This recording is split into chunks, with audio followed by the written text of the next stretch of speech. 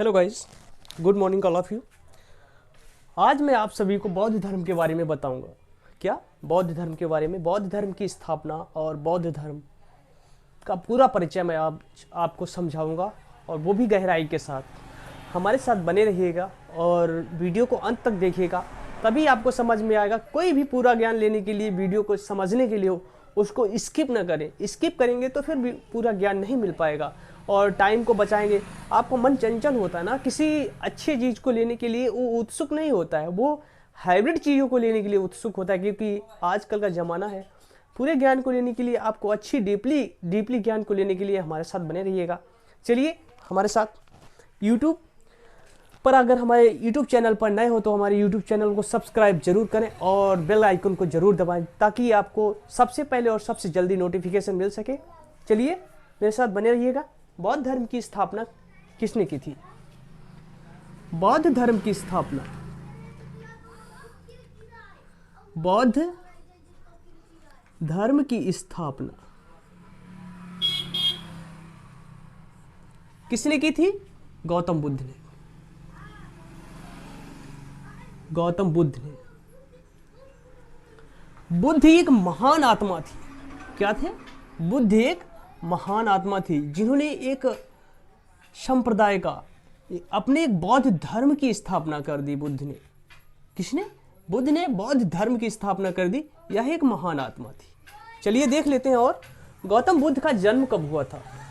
गौतम बुद्ध का जन्म कब हुआ था? इनका जन्म 563 ईसा पूर्व में हुआ था। कब हुआ था? 563 ईसा पूर्व में। नोट बी पॉइंटेड, 563 ईसा पूर्व में इनका जन्म हुआ था। और वो कहाँ हुआ था जन्म इनका? इनका जन्म कपिलवस्तु के निकट लुम्बिनी गांव में हुआ था। कपिलवस्तु के निकट लुम्बिनी गांव में हुआ था। कहाँ? लुम्बिनी। कपिलवस्तु के निकट इनका कहाँ हुआ था? लुम्बिनी गांव में। कौन सा गांव था? लुम्बिनी गांव में। इन्होंने इतनी प्रताड़नाएं, इन्होंने इतनी यातनाएं झेलकर एक अच्छे ज्ञान मार्ग की ओर हमें आकर्षित किया। इन्हें लाइट ऑफ एशिया भी कहा जाता है। इतनी महान आत्मा को, इतनी महान प्राचीनतम आत्मा को लाइट ऑफ एशिया भी कहा जाता है। इन्हें लाइट ऑफ एशिया।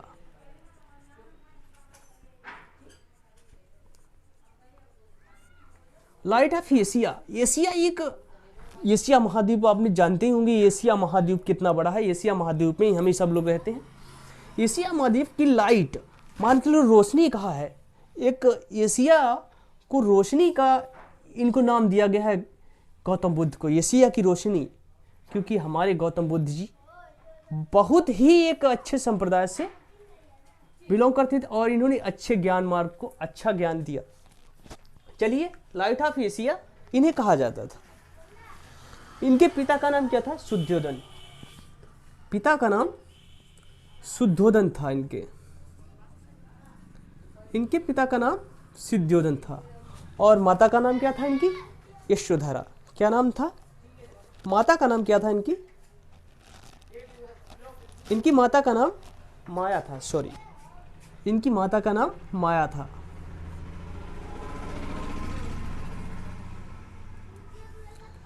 पिता का नाम शुद्धोधन और माता का नाम माया था। चलिए, इनकी माँ की मृत्यु को इनके जन्म देने के पश्चात हुई थी 7 दिनों के बाद। इनकी माँ की मृत्यु इनके जन्म के बाद 7 दिन तक वो जीवित रही और उसके बाद उनकी मृत्यु हो गई। किसकी? माया की मृत्यु हो गई। इनका लालन पालन इनकी मौसी, इनका लालन पालन किसने किया? इनको पाला पोसा इनकी मौसी ने। किसने? इनकी मौसी ने। उनका नाम था गौतमी प्रजापति। प्रजापति गौतमी। इनकी मौसी का नाम प्रजापति गौतमी था। प्रजापति गौतमी। और इन्हीं गौतमी के नाम से इनको गौतम कहा गया। यही इन्होंने अपना जो सरनेम दिया वो गौतम को दिया, और जो ज्ञान की प्राप्ति हुई उससे इनका बुद्ध कहलाए, क्योंकि बुद्धि, इनको बुद्धि के तर्क, इनको गौतमी तो इनकी माँ के मौसी का नाम ऊपर दे दिया, और जो इनको इन्होंने ज्ञान प्राप्त किया, बुद्धि इनको ज्ञान नॉलेज हुआ, तो उसको बुद्ध कहा, क्योंकि गौतम बुद्ध। चलिए आगे देख लेते हैं, बौद्ध धर्म अपनाने वाली प्रथम महिला कौन थी। इन्होंने बौद्ध धर्म की स्थापना की और उसको अपनाने वाली प्रथम महिला कौन थी, यही कौन, गौतमी प्रजापति प्रथम महिला थी बौद्ध धर्म को अपनाने वाली। बौद्ध धर्म को अपनाने वाली प्रथम महिला गौतमी ही प्रजापति गौतमी ही थी। कौन थी, प्रजापति गौतमी ही थी। बुद्ध का विवाह 16 वर्ष की अवस्था में ही कर दिया गया था। पहले बहुत जल्दी विवाह लोग कर देते थे, राजा महाराजा। बुद्ध का विवाह 16 वर्ष की अवस्था में ही कर दिया गया था। कब, 16 वर्ष की आयु में। इनका विवाह 16 वर्ष की आयु में ही कर दिया गया था। किससे कर दिया गया था, यशोधरा नामक स्त्री से। उस कन्या का नाम क्या था, यशोधरा नामक लड़की से, यशोधरा। इनका विवाह यशोधरा नामक कन्या से कर दिया गया था। और जब इनकी आयु कितनी थी, 16 वर्ष। 28 वर्ष की आयु में इन्होंने बुद्ध के घर में एक बेटा पैदा हुआ। 16 वर्ष की आयु में इन्होंने उनकी शादी कर दी और 28 वर्ष की आयु में इनके घर में एक बेटा पैदा हुआ। 28 वर्ष की आयु में एक बेटा पैदा हुआ। कितनी, 28 वर्ष की आयु थी तो इनके घर में बेटा पैदा हुआ। उस बेटे का नाम इन्होंने राहुल रखा। क्या नाम रखा, राहुल रखा। 16 वर्ष शादी के बाद लगभग 12 वर्ष बीत जाने के बाद इनके घर में एक 28 वर्ष की आयु में एक बेटा पैदा हुआ, यशोधरा के। चलिए नोट कर लीजिएगा, आगे की तरफ चलते हैं।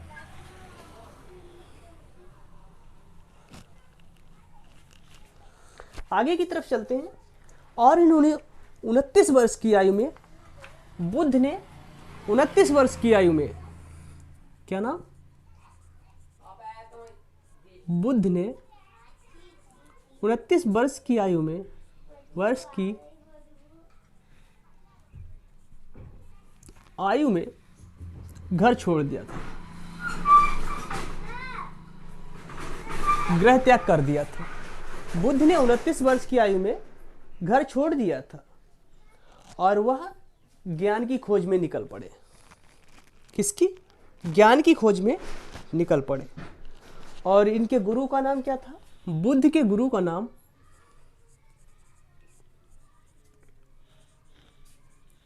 अलार कलाम था। क्या नाम था, अलार कलाम। बुद्ध के गुरु का नाम क्या था, अलार कलाम था। पता ये जो व्यक्ति 29 वर्ष की आयु में गृह त्याग कर दे और ज्ञान की खोज में निकल पड़े, मिशन क्या था इनका, ज्ञान को प्राप्त करना। क्या मिशन था, ज्ञान को प्राप्त करना। इनके गुरु अलार कलाम थे। बुद्ध की 35 वर्ष की आयु में, जब धीरे धीरे ये 29 वर्ष की आयु में इन्होंने गृह त्याग किया और जब बुद्ध की 35 वर्ष आयु हो गई, 35 वर्ष आयु हो गई, तब इनको ज्ञान की प्राप्ति हुई थी। 35 वर्ष की आयु में बुद्ध को ज्ञान की प्राप्ति हुई थी। और कहाँ, बुद्ध 35 वर्ष की आयु में उर्वेला, एक गांव का नाम है, वो कहाँ पड़ता है, बिहार में है।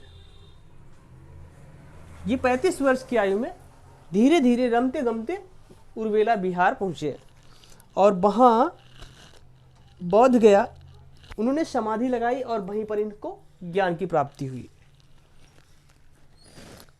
बुद्ध को समाधि लगाने के बाद 49वें दिन, समाधि लगाने के बाद जो समाधि लगाई इन्होंने उर्वेला बिहार में, उसके 49वें दिन ही बुद्ध को ज्ञान की प्राप्ति हुई। 49वें दिन ही बुद्ध को ज्ञान की प्राप्ति हुई। और इन्होंने जो समाधि लगाई वो भी पीपल के पेड़ के नीचे, उर्वेला बिहार में। अब इसको बौद्ध गया नाम से जाना जाता है। पीपल के पेड़ के नीचे इन्होंने समाधि लगाई बुद्ध जी ने, अब धीरे धीरे जब इनको ज्ञान की प्राप्ति हुई तो इस उर्मिला विहार का नाम चेंज करके क्या कर दिया गया, बोध गया। क्या कर दिया गया, इसको बोध गया के नाम से जाना जाने लगा। उर्मिला विहार को, इसको बोध गया के नाम से जाना जाने लगा। उसके बाद जब इन्होंने ज्ञान की प्राप्ति की और अपने प्रथम उपदेश कहाँ दिए बुद्ध जी ने, प्रथम उपदेश इन्होंने सारनाथ में दिए। कहाँ, प्रथम उपदेश सारनाथ, कहाँ दिया, प्रथम उपदेश बुद्ध जी ने कहाँ दिए, सारनाथ में दिए। और जो इनके अनुयायी थे उन्होंने बहुत बड़ा इनका योगदान दिया। इनके प्रथम उपदेश सारनाथ में, बुद्ध ज़्यादा उपदेश श्रावस्ती में दिए। बुद्ध ने ज़्यादा उपदेश अपने कहाँ दिए, श्रावस्ती में। प्रथम उपदेश कहाँ दिया, सारनाथ में, और ज़्यादा उपदेश कहाँ दिए, इन्होंने श्रावस्ती में दिए। ज़्यादा उपदेश श्रावस्ती में दिए। धीरे धीरे बुद्ध का प्रचार प्रसार केंद्र चलता गया और इन्होंने एक हब बना लिया, एक एरिया बना ली, एक एरिया कलेक्ट कर ली बुद्ध जी ने, और इस एरिया का नाम क्या कर दिया, मगध। धीरे धीरे आगे पीछे इन्होंने अपना प्रचार प्रसार चालू कर दिया और इन्होंने मगध को अपना केंद्र बना लिया। और इनका प्रचार प्रसार केंद्र का क्या था, मगध था। प्रचार प्रसार केंद्र क्या था, मगध। धीरे धीरे इन्होंने अपना जो प्रचार प्रसार किया वो मगध में किया। चलिए पॉइंट नंबर आगे मूव करते हैं। जो इनके जो प्रचारक थे, वो प्रसारक थे, वो कौन थे, वो भिक्षुक थे। कौन थे, भिक्षुक। वो सन्यास ग्रहण कर लिया और धीरे धीरे आगे बढ़ बढ़ के अपना प्रचार प्रसार करते थे। आज तक इलेक्शन जानो, क्योंकि जो विधायकी और या चुनाव में खड़ा होता है उसके जो प्रचार प्रसारक होते हैं वो डोर टू डोर इलेक्शन करते हैं, वोट मांगते हैं। उस समय ऐसा नहीं था। जैसे मुझे कोई संस्था बनानी होती है तो उस समय की अवस्था ही बहुत चेंजिंग थी, डिफरेंट थी, क्योंकि वहाँ पर पहले इतना पैसा नहीं था। आजकल के लोग गाड़ियों में भ्रमण करते हैं, बट वहाँ पर वैसा नहीं था। पैदल ही यात्रा करनी पड़ती थी, और वो भी भिखारी टाइप में। ऐसा नहीं कि हम लोग राजा सूट वूट पहनकर अपना प्रचार प्रसार करें। और इन्होंने अपने भिक्षुकों को डिवाइड कर दिया, बांट दिया क्षेत्र में, और उनसे प्रचार प्रसार करना आरंभ करवा दिया। धीरे धीरे बुद्ध जी ने अपनी प्रचार प्रसार व्यवस्था बहुत दूर तक, नेपाल तक, नेपाल, इंडोनेशिया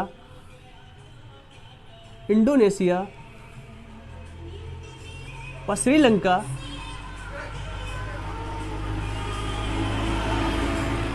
ऐसे अन्य कई देशों में अपना प्रचार प्रसार करना चालू कर दिया। ऐसे कई देशों में इन्होंने अपना प्रचार प्रसार करना चालू कर दिया। धीरे धीरे बुद्ध जी ने, जब इनका प्रचार प्रसार ज़्यादा बढ़ गया तो इन्होंने एक अपना स्तंभ था, सांची का स्तूप, सांची का स्तूप इन्होंने निर्माण करवा दिया। यह सांची का स्तूप जहाँ पर इनके जो प्रचार प्रसारक रहते थे वह इसी में आश्रम, यह एक आश्रम टाइप था। इन्होंने वहाँ पर आश्रम टाइप एक सांची का स्तूप बनवा दिया जहाँ पर वो भिक्षुक या जो इनके प्रचार प्रसारक हैं वह रह सकें। धीरे धीरे चलते चलते समय समय पर बौद्ध धर्म को समझाने हेतु जो भिक्षुक थे वह चलते रहे, और समय समय पर जब इनकी मीटिंग हुआ करती थी उस मीटिंग को इन्होंने समिति कहा। समय समय पर समितियां भी बनाते रहे ये लोग, जैसे कि आज भी समिति बनती है, पहले भी समिति बनती थी। तो धीरे धीरे इन्होंने प्रथम समिति कब गठन की गई थी? इनकी प्रथम समिति इन्होंने प्रचार प्रसार किया और कलेक्शन किया लोगों को समझाने का। वहाँ पर इन्होंने इकट्ठा किया माहौल, और वहाँ पर एक राजा द्वारा एक समिति बना दी गई। कौन सी समिति थी वो? किसके? राजगृह में। एक राजगृह बिहार में पड़ता है, राजगृह। वहाँ पर राजा कौन था? अजातशत्रु। कौन था? अजातशत्रु।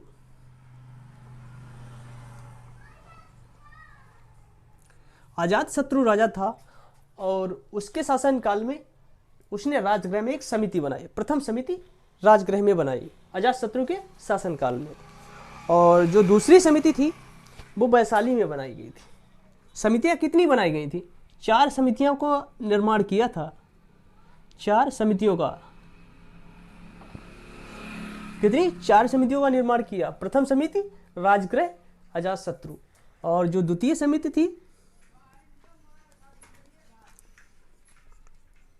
जो द्वितीय समिति थी वह वैशाली में। वैशाली में किसके शासनकाल में बनाई गई थी? कालाशोक था। वैशाली में बनाई गई, राजा कौन था? कालाशोक। राजा कौन था? कालाशोक था। ऐसे ही धीरे धीरे इन्होंने एक बड़ा हब बना लिया, केंद्र बना लिया, और अपने प्रचार प्रसार में कायम रहे और सक्षम हुए। और तीसरी समिति को किसने? पाटलिपुत्र में, इसे आप पटना कहते हैं। तीसरी समिति, तीसरी समिति का निर्माण कब हुआ? कहाँ? पाटलिपुत्र अर्थात पटना। वहां पर राजा कौन था पटना में उस समय? वहां पर राजा था अशोक।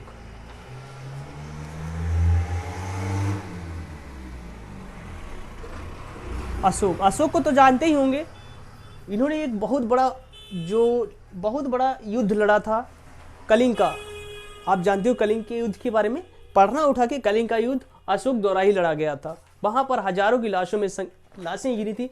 वहां पर पानी की जगह खून की नदियां बही थी। उस समय आप देखिएगा, अशोक के बारे में पढ़िएगा। और चतुर्थ कुंडलवन में चौथी समिति का निर्माण कब हुआ? बनाई गई कहाँ? कुंडलवन में।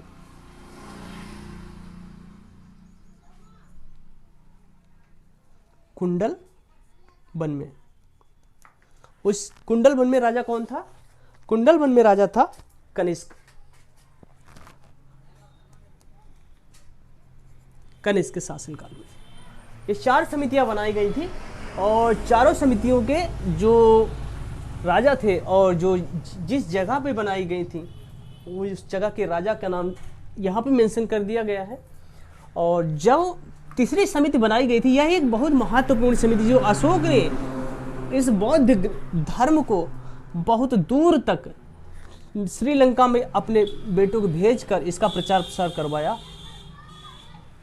और यही बौद्ध धर्म की शुरुआत हुई और धीरे धीरे बौद्ध धर्म एक बहुत बड़ा धर्म बन गया। आज इसको बौद्ध धर्म के नाम से जाना जाता है। चलिए, इस जानकारी से आपको अच्छा लगा हो तो मेरे वीडियो को लाइक व शेयर जरूर करिएगा। मेरी आपसे जो निवेदन है और मेरी विनती है आपसे।